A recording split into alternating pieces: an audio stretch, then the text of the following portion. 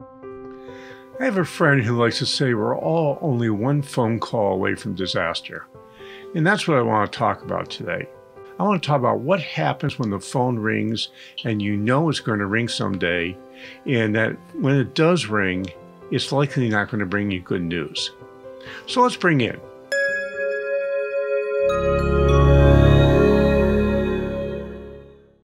First, I want to tell you a story about my entry in the cancer world.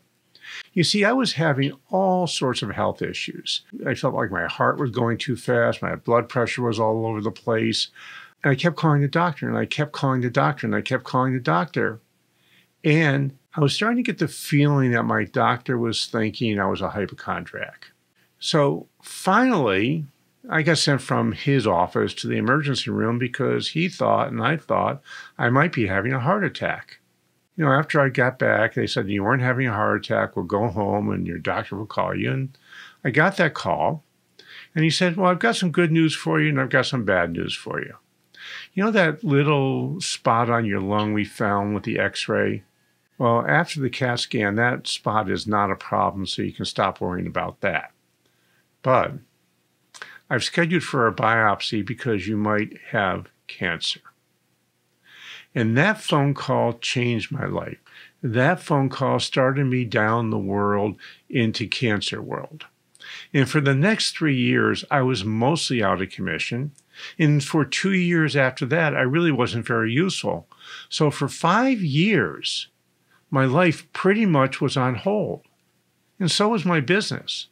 Now, the good news is, because I managed to stay in touch with clients when I could, they stayed with me. And because I touch them every once in a while, they're still mostly clients today. Now, the thing that got me there was I had thought about it. I had planned for it, not getting cancer, but for something that would take me out of the business for quite a while. And for me, that phone call meant that I was out of commission. I couldn't be really useful the way I was used to being, but making a few phone calls, keeping in touch with people, letting them know I was around, and letting them know the progress was with my treatment really, really helped. So the truth here is you need to learn to weather any storm. And for that to happen, you need a game plan. Or you can work on scenarios that could ruin your day. Now, you can also work on scenarios that could make your day also. That's a whole lot more fun. But the scenarios that could ruin your day, those are the ones you really need to be paying attention to. These scenarios need to be things that can happen in your business or something covers your personal life as well as your business. Just like my trip in the cancer world. So too often, business owners like you tell me they're too busy. I get that. We have urgent and important activities in front of us all the time. And planning for a disaster is rarely urgent, but I can tell you, and I can tell you from personal experience, it's always important. So I believe that you can at least think about what you would do if the worst happens. And you have plenty of time for doing that. While you're driving in your car to work, or you're driving to see a customer, you're driving someplace, just think about it for a while. And the more you think about it, the better you'll be prepared if the worst happens. Now, I'd rather have you do more than just think about it, but that's the minimum you really need to do. So I understand how difficult it is to plan for horrible things to happen. For example, no one wants to think about their own death, nor does anybody want to think about what sort of plans you need to do if you do die. Well, you better be thinking about that stuff because there's a chance that you're going to predecease your significant other. And if you own a business, there's a whole lot more stuff that's way more complicated than if you were just an employee for IBM. So here's the thing. I've had more than one disaster like my cancer event happen. And here's what's helped me out with that. Number one, at least start thinking about the various things that could ruin your day. That's where you start. Now, if you can't write it down, you need to think about it, but thinking about it will at least bring it to top of mind. Number two, and this is important, write down 2 or 3 things on your list that have the highest probability and could cause the most pain. So you have to look at that. Is this something that's got a relatively high probability of happening?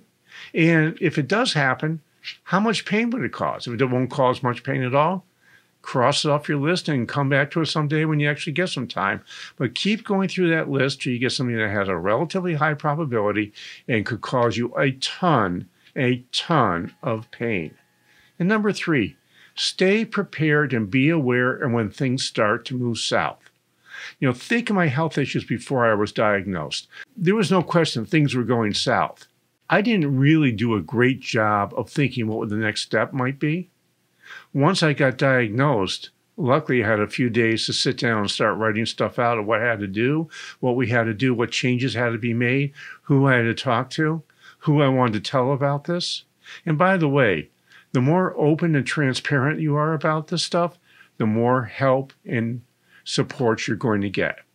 So now that you know about the challenges that can happen that would ruin your day, here's something that will be really useful for you. Start by having a conversation with me. I can help you think about what you need to do for scenario planning. And in the meantime, if you're not ready to talk, download our free infographic on our Stage 2 decision process. It's a simple 5-step process that will help you make wise decisions in what you want to do. And while you're at it, scroll down and let me know what you're thinking about having the phone ring with news you really don't want to hear. Hey, this is Josh Patrick. You're at The Sustainable Business. Thanks a lot for stopping by. I hope to see you back here really soon.